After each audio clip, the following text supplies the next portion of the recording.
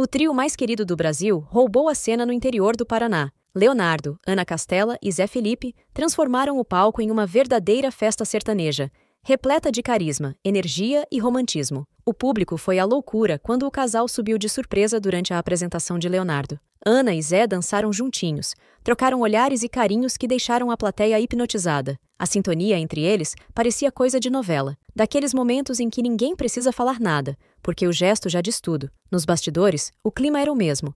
Os dois foram flagrados rindo, se abraçando e esbanjando cumplicidade, provando que a conexão entre eles vai muito além do palco. Mais cedo, Ana já havia mostrado nas redes que Zé estava em sua casa, em Londrina, levantando ainda mais os rumores de que o relacionamento está firme e cada vez mais sério. Fãs comentaram que os dois até usavam alianças combinando, o que incendiou a internet com especulações. No meio de tanta música e emoção, o trio mostrou o que o público mais ama: talento, química e muito amor no ar. Qual a sua opinião?